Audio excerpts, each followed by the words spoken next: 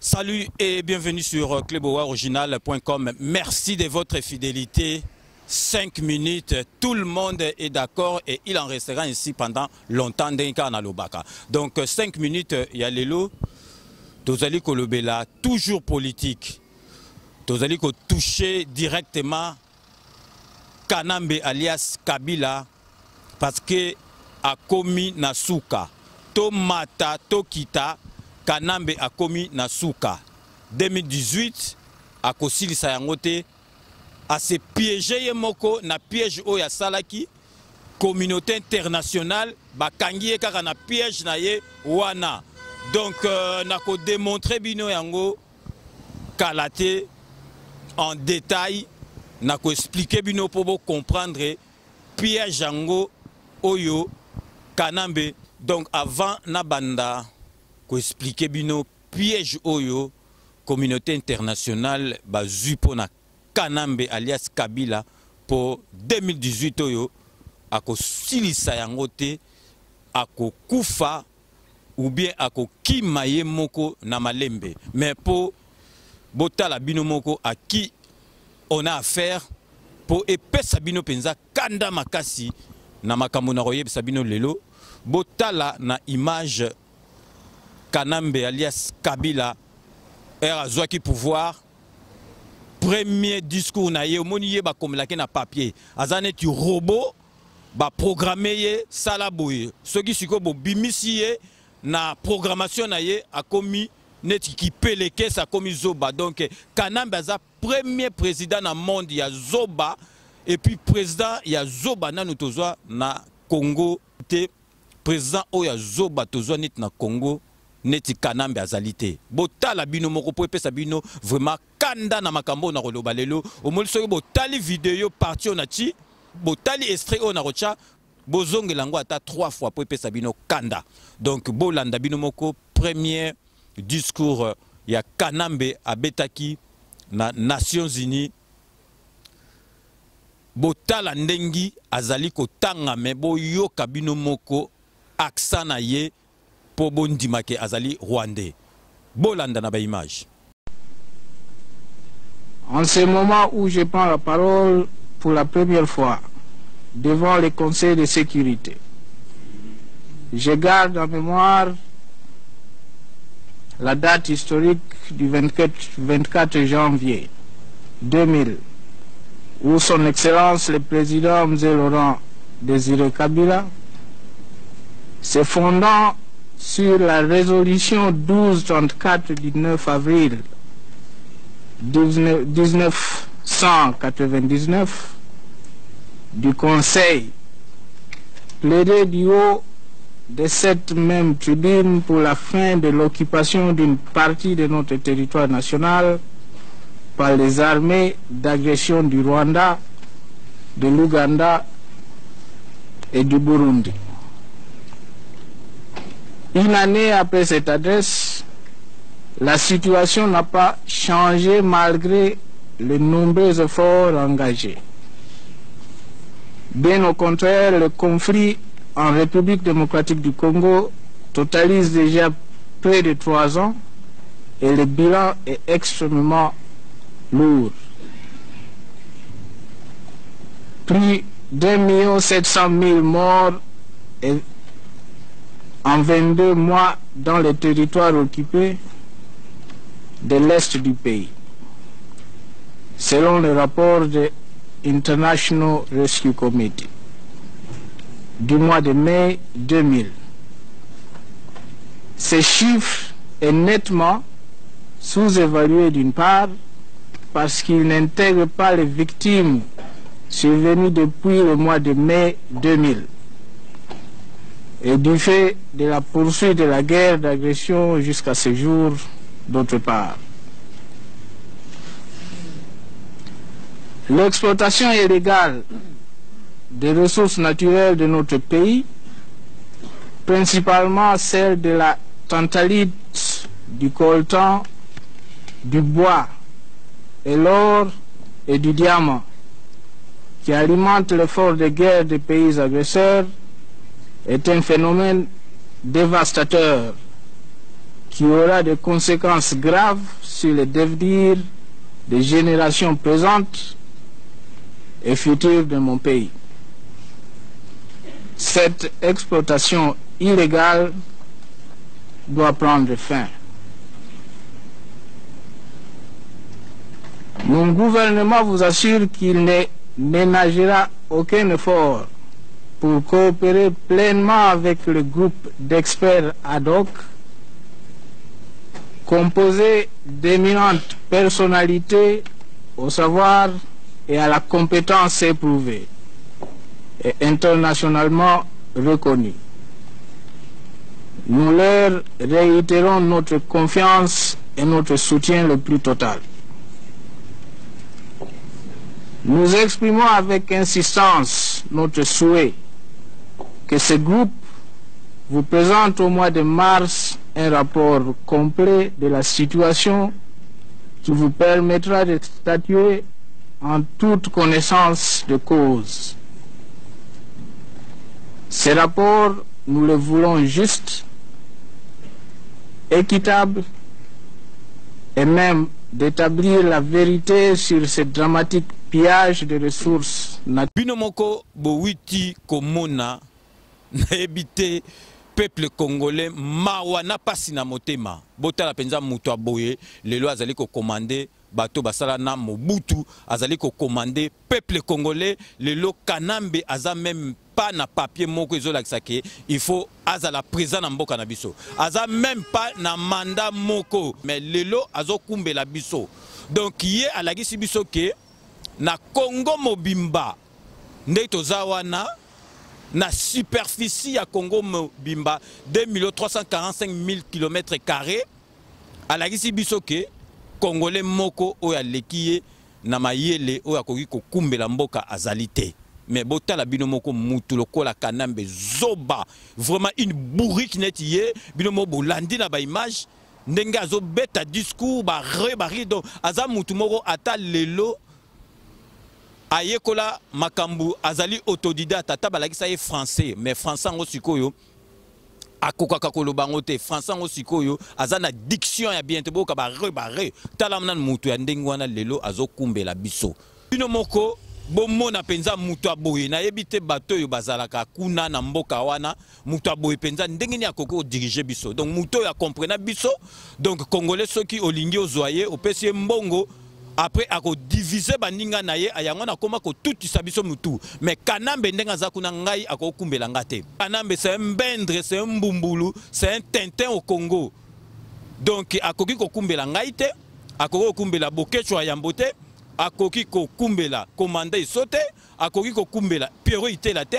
akoki ko kumbela Mama Congo te akoki ko kumbela méthode te akoki ko kumbela Petit Nanga Selezino te akoki ko kumbela Martin Salite akoki ko kumbela Odombo te akoki ko kumbela Babé Masombo te akoki ko kumbela Volcan te donc na ba combattant nyoso tout poids biso to lobela kaye vis-à-vis pe to finga kaye donc Kanambe n'expliquer bino ndenge ni akomi na suka Kanambe il faisait croire à la communauté internationale que ba opposant bazali kolinga ko sala ba élection te communauté internationale babandoko mona ba opposant bazali ngosala élection te Kabila azali na envie wana ya sala élection azali na posa ya sala élection yango mona ki Kanambe akomaki ko tutisa ba opposant mitu apesi oyo mbongo afingi mususu apesi oyo mbongo afingi mususu yango mona ki azui badibanga longoli ya Chichibala donc abandaki ko tutisa batu mitu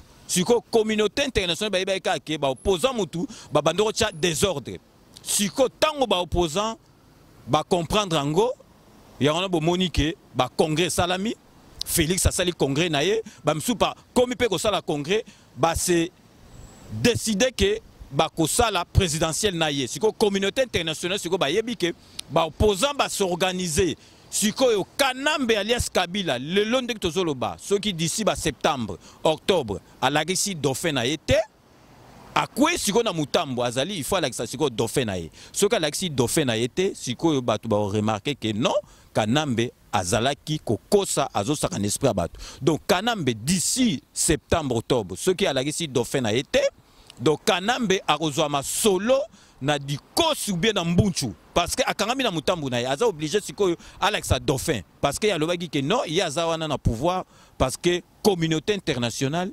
bayebake ba opposant congolais balingi kosala élection te sikoyo ba opposant balagisi ke bakosala élection donc bino boyeba o baza kuna o baza sima ya Kanambe biso bato na tangi tokoza sima ya zoba lokola Kanambe te parce que zoba lokola Kanambe baza vraiment une bourrique oyo nanu tozwa na mukili oyo te comme président premier président ya zoba bino mo bolandi bazo pese discours balobi na tanga mais azako tanga avec accent ya ba rwandais accent ya ba rwandais wana ezali vraiment ya solo azali rwandais bino siko na zotiela bino susu deuxième séquence bomona na parlement européen ou bien ezali na parlement ya ba belge oyo belge a lobby ndenge bazwaki Kanambe batie na pouvoir a lobby que vraiment c'est un rwandais bino mo bolanda. Puis-je aussi rappeler que lorsque Laurent Désiré Kabila se retourna en étant patriote pour son pays, on décida, ici à Bruxelles, j'ai eu l'information, je peux dire de qui il est décédé depuis, son élimination, et qu'on est allé à Washington chercher également l'ordre, et il fut éliminé 15 jours après. Et puis-je rappeler qu'on est allé chercher alors Joseph Kabila en se disant, ce jeune, on le manipulerait parce qu'il n'était pas il était de nationalité rwandaise et qu'on allait en faire un président.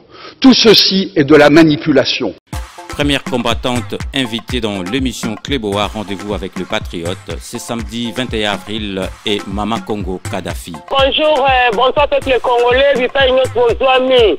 Peuple congolais, elima makongo, mugundeli mboka na bino, peuple congolais, totele matola muka. Tomoni neti basango bazako mabiso la kati ya palanganja ba politicien memiso la kati ya palanganja basango ba politicien na oyo kombe gundela mboka awa tozomona susu palanganja na palanganja position ya lisusu te. Mama Congo Kadhafi aza combattante oyo abandama solo ya combat na kati ya Paris na kanisi pona yango tout le monde est d'accord. Lundi vendredi tozana makambu ya nani tozana makambu ya Rossi Rossi futolela ye mindele TV5 monde batiki Rossi te baza koloba pona Rossi bongo biso ba congolais oyo Rossi akupi pona biso ka 2 jours apamba tobosani ye tobosana Rossi te lobby na 14h lobby vendredi 20 na 14h tozana ambassade ya Vatican na 16e arrondissement bota l'adresse epa ya Johnny Kimbalanga bota l'adresse epa ya Coco Mandera. Mama Congo azana makambo ebele ya koloba donc batu nyonso tout oyo bazali na ba question ya reposer ye bo hésiter té c'est samedi 21 avril 2018 bo composer le 01 64 38 54 68. Rendez-vous pris avec Makongo Kadhafi, c'est samedi 21 avril 2018 sur la 99.7 FM. Binomo bolandi bato batiaka doute le koso mbongo o bazalaka na Kanambe pembeni bolandi oyo balobi. Donc ezali jeté Kanambe bomonde bazwaki bayebeki azani rwandais yango na batie wana po ba utiliser ye binomo bozolanda mais siko Kanambe amikweye moko na piège akita amata 2018 Kanambe akosisa ngote. Donc d'ici là il faut la biso dauphin na ye soko la biso dauphin na ye donc Kanambe akozwa ma solo na mbunchu ou bien na dikosi wana c'est sûr et certain. Donc vraiment 5 minutes à lelo il ngai ko la sabino ke ko confirmer bino ke Kanambe akomi na suka amata akita 2019 akokomela ngo na mboka na biso te donc akotika mboka na biso mokoto kumbela yango.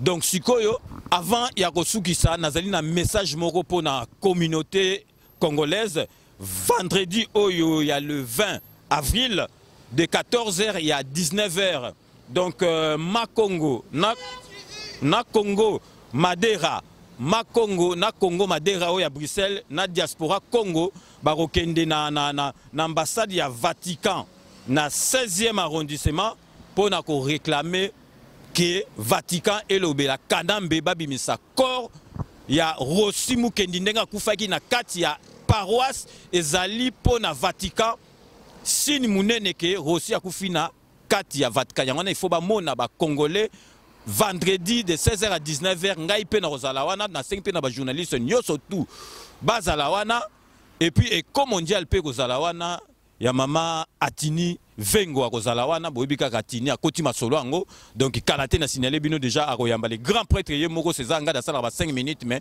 bakoyamba ye donc Atini Vengo boyebi ye donc madame Bron Kuka donc akoti masolo yango donc akobandi abandi yango déjà na vitesse moko ya kosakana te donc ndenka tozolo ba na 5 minutes boyeba na répéter pour na sukisa ke Kabila bo mata bo kita batu na boyeba ke Kabila akomi na suka parce que a mizwami na piège ye moko salaki donc d'ici septembre soka bimisi dauphin na yete Kabila akozwama solo na mbunchu pe na dikosi donc Kabila za on a répété, premier président, il y a Zoba dans le monde Mobimba. C'est une bourrique, vraiment bourrique, il y a solo. Donc, nous avons dit que Congolais Bazali, Kuna, Moutouloko, Azali, le mandat Morote, Azali, papier Morote, Ezola Gisake, Azali, président, mais Azo Kumbe Labiso.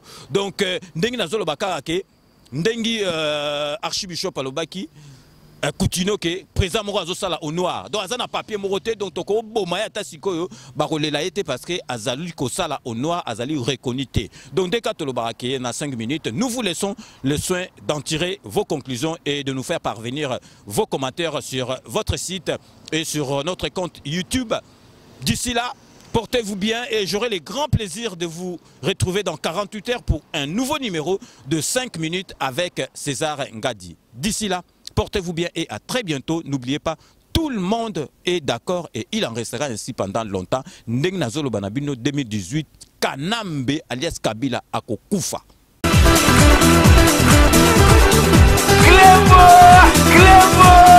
Original.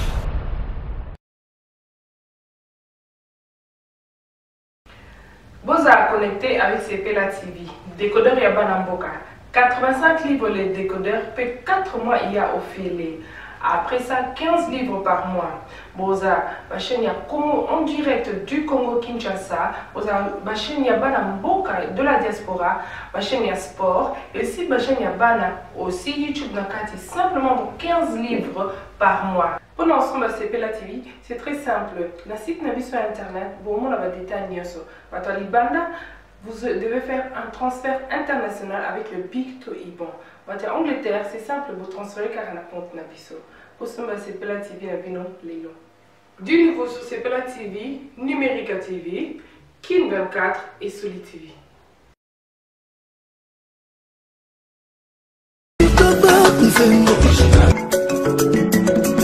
Original.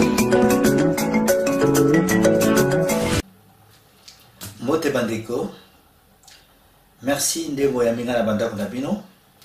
Tobanda désormais kokutana na cadre ya émission Oyo Tolobe la santé. Bon, nga komo na Jean-Paul Djamba. Don naza ndeko na bino. Don naza na poto depuis Bambula Ebele. Don na longwa Kisasa na kolika na Kisasa na Bandal, biso bana Bandal. Banda na longwa na ya poto. Donc,